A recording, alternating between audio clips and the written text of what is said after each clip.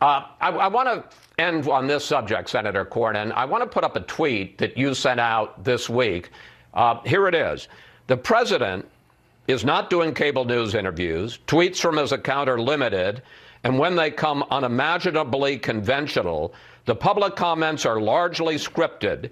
Biden has opted for fewer sit-down interviews with mainstream outlets and reporters. Invites the question, is he really in charge? My question, I guess, is, Senator Cornyn, is that helpful to be sending out a tweet questioning President Biden's mental faculties? Well, Chris, thank you for the question, because I think there's been a lot of confusion in the Twitterverse about that. That actually was a quote from a Politico story that I pasted into a tweet, and then I simply asked a question. What I'm trying to do is reconcile the Joe Biden we heard from on January the 20th, the Joe Biden that many of us know from his previous service in the United States Senate, from the Joe Biden we're seeing now, jamming through $1.9 trillion of spending bills. I've learned in Washington, you not only need to listen to what people say, you need to watch what they do. And so far, there's a conflict that I'm trying to reconcile, and I bet I'm not the only one. But just real quickly, do you have questions as to whether Joe Biden is really in charge and whether, frankly, he's up to the job? That tweet was not meant to suggest anything about the president's competency, or physical or mental. I know some people have suggested that. Certainly wasn't my intention. It's simply trying to reconcile the rhetoric with the reality, and we need the reality to match the rhetoric, and it's not matching right now. I'm glad we cleared that up. Senator Cornyn, Senator Coons, thank you both. This is Texas Senator John Cornyn getting called out for his tweet suggesting that Joe Biden isn't in charge. And Cornyn tries to absolve himself by saying, hey, don't blame me, I'm but an innocent messenger. I simply transcribed some words from an article out of context and then added a mere question. Like, who does John Cornyn think he's fooling here? Does he think he's talking to children? As if we don't know what you're trying to say when you tweet about how Joe Biden is purportedly absent and then ask, is he really in charge? Look, if you're going to suggest that Biden isn't in charge or that he doesn't have full control of his faculties, at least have the spine to stand by your words instead of playing coy the second you're called out for it.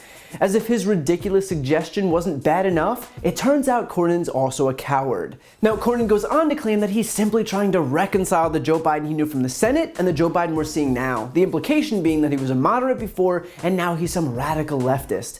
What I'm trying to do is reconcile the Joe Biden we heard from on January the 20th, the Joe Biden that many of us know from his previous service in the United States Senate, from the Joe Biden we're seeing now, jamming through $1.9 trillion of spending bills.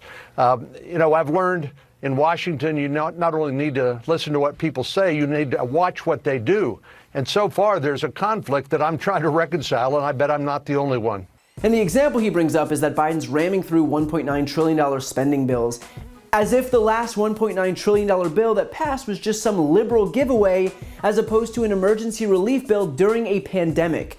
My question is, what exactly would Cornyn have done away with from the American Rescue Plan? Would he have opted to take away those $1,400 stimulus checks sent to 85% of Americans? What about funding for schools to reopen? How about vaccine distribution so Americans could get inoculated? What about money for states and localities so that the places we live can continue to function and police and firefighters and first responders and teachers can continue to get paid? Which one of those things did John Cornyn think was unacceptable, since he's so quick to disparage the American Rescue Plan as if it was unnecessary? Consider too, while we're on the subject of $1.9 trillion packages, what's so strange is that I couldn't find a single mention of the superfluousness of the Republican tax cut for billionaires and corporations that totaled approximately $1.9 trillion that John Cornyn himself voted for during the Trump administration. Apparently that $1.9 trillion package slashing taxes for the top 1% of Americans wasn't radical, but relief checks and FEMA disaster relief money and unemployment insurance? Yeah, we couldn't possibly have that. Sounds completely unnecessary.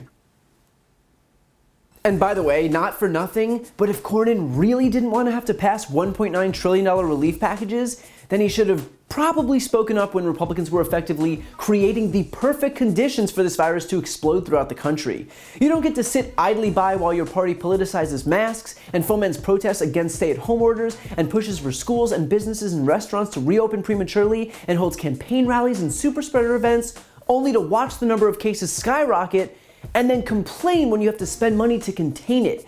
If Cohen was worried about spending to solve a problem, then maybe he should have helped address the problem while it was still able to be solved. But of course, the point wasn't to be helpful. It wasn't to show the government could be effective or competent. The point for John Cornyn was the same aggrievement politics that defines the GOP.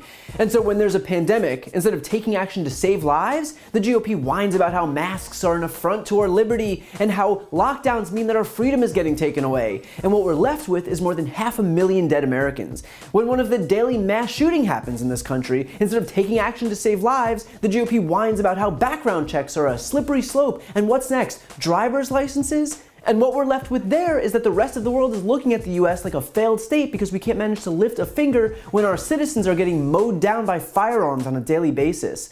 The list goes on, but the point is that the GOP isn't here to solve problems, they're here to complain about the solutions to those problems. I've spoken about this before, but it bears repeating. Republicans' entire MO is that the government should be as small as possible. And so in order to prove that we should shrink it, whenever they're in charge, they break it. And then they point to that broken government as proof that government doesn't work. And then as a result, they can shrink it even more. It is a vicious cycle that leads to disastrous outcomes, like, for example, the complete and total mismanagement of the pandemic.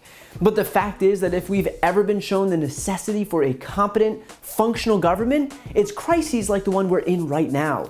And yet instead of using this moment to show Americans how our government can perform to help people when they need it most, Republicans opted to show Americans just how ineffective they could be. And so they govern via conspiracy theories and anti-science hackery, all of it under the guise of patriotism and freedom, to the point where almost 600,000 people died in this country, the third biggest mass casualty event in American history. There is a price to governmental incompetence, and we're seeing that right now. So John Cornyn can post his little tweet suggesting that Biden isn't in charge because he's not sitting on a lazy boy live tweeting Fox News programming all day long, but this is actually what it looks like when government is functioning properly. This is what it looks like when we don't have a third-rate reality TV host using taxpayer dollars to promote his brand instead of protecting Americans' lives. So he might miss that, but the vast majority of Americans who voted for change certainly don't.